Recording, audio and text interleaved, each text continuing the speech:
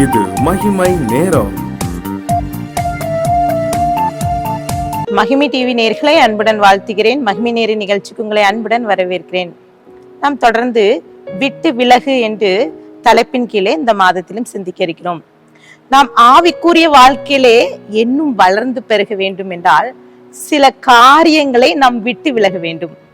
இந்த மாதத்திலும் 7 நாட்களாக நாம் 7 காரியங்களை விட்டு விலக வேண்டும் என்ற தலைப்பின் கீழே நாம் தியானிக்க இருக்கிறோம். வசனம் சொல்கிறது, நீதிமொழிகள் 3:7, நீ உன்னை ஞானி என்று எண்ணாதே, கர்த்தருக்கு பயந்து தீமையை விட்டு விலகு என்று சொல்லி குறிப்பிடப்பட்டிருக்கிறது. முதலாவது நாம் விட்டு விலக வேண்டிய காரியம் தீமையை விட்டு விலகு. விலகுதல் என்பதை குறித்து அநேக வார்த்தைகள் கொண்டு அர்த்தம் குறிக்கப்பட்டிருக்கிறது. விலகு என்பது நீக்குதல், பின்னிடுதல், ஒதுங்குதல், இடம் விட்டு பெயர்தல், ஒழித்து விடுதல், எரிதல், விட்டு நீங்குதல், பிரிதல் என்று சொல்லலாம் அர்த்தங்கள் குறிப்பிடப்பட்டிருக்கிறது. அப்போ விலகுதல்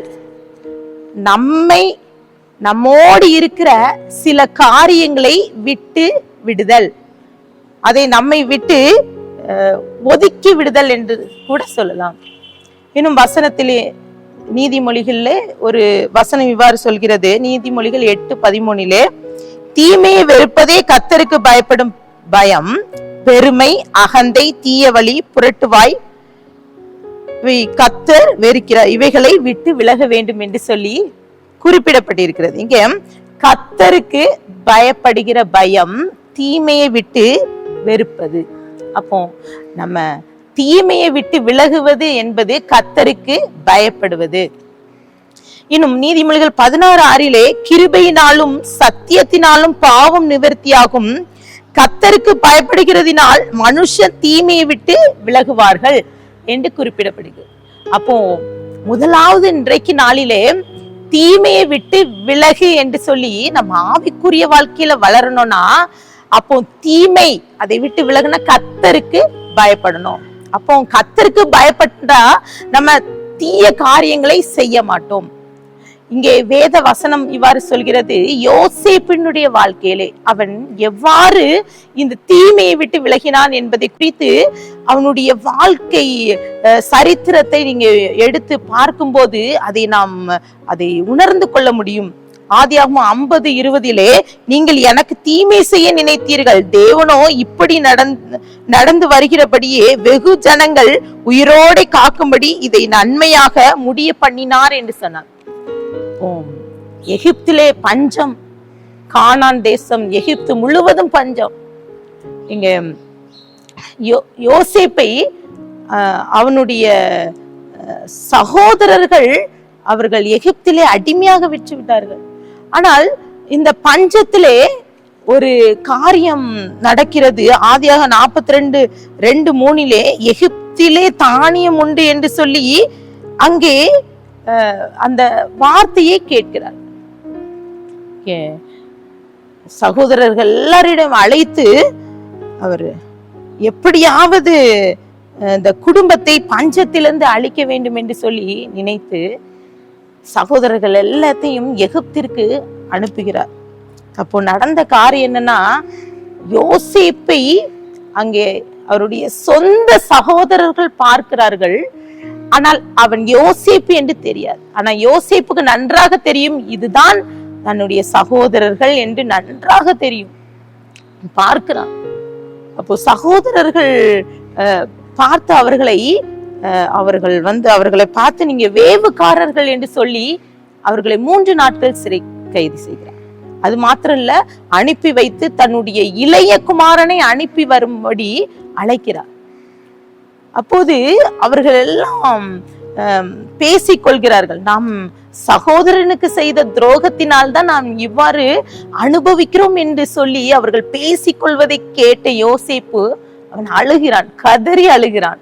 தன்னுடைய சகோதரர்களுக்கு அவன் தீங்கி நினைக்கவே இல்லை. அவன் தன் சகோதரர்களுக்கு டெஸ்ட் வச்சு பார்க்கிறான், அப்போ பெஞ்சமினை அவர்கள் மிகவும் நேசித்ததை பார்த்து அவன் தன்னை வெளிப்படுத்துகிறான்.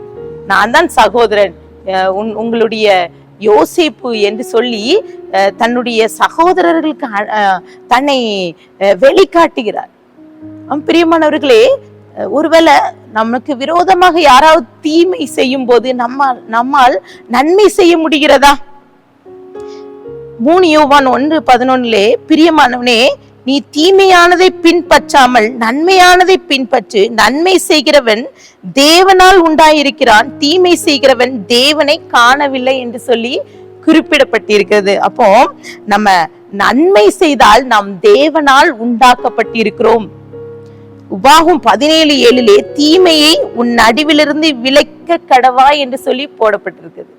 அப்போ நம்ம கர்த்தருக்கு பயப்படும் போது நம்மிடம் சூழ்ந்திருக்கும் தீமைகளை விட்டு நம்ம ஓடி விடுவோம்.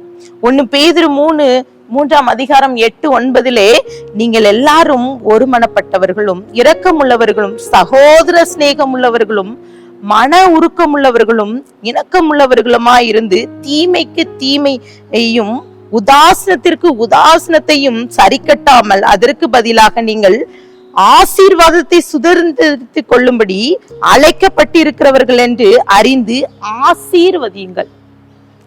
அங்க என்ன போடப்பட்டிருக்கு? தீமைக்கு தீமையும் நம்ம மற்றவர்களுக்கு ஆசீர்வாதமாக இருக்கும்படி செய்ய வேண்டும். யோசேப்புடைய வாழ்க்கையில நம்ம நல்லா யோசித்து பார்த்தீங்கன்னா, அந்த பார்வோன் அவனுடைய கைகளில் உள்ள முத்திரை மோதிரத்தை கலற்றி யோசேப்புக்கு அணிய செய்கிறான்.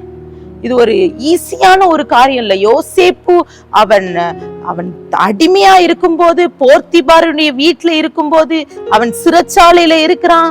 அவன் அநேக காரியங்கள், அவனுக்கு பிரச்சனைகள், அநேக மனிதர்கள் அவனுக்கு தீமை செய்கிறார்கள்.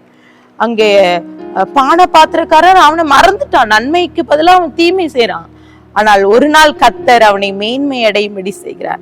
பிரியமானவர்களே, இன்றைக்கு முதலாவது நம் ஆவிக்குரிய வாழ்க்கையிலே வளர வேண்டும் நினைக்கிற நமக்குள்ளே எடுக்க வேண்டிய காரியம், ஒரு காரியத்தை விட்டு விலக வேண்டும் என தீமையை விட்டு விலக வேண்டும். கண்களை மூடி ஜெபிக்கலாம்.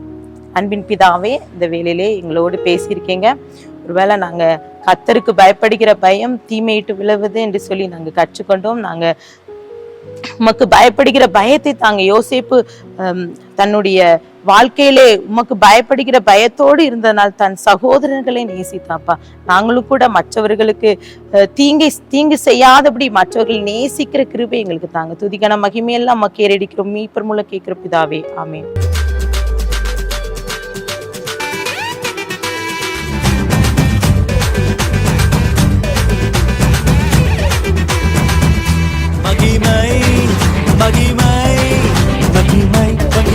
மகிமை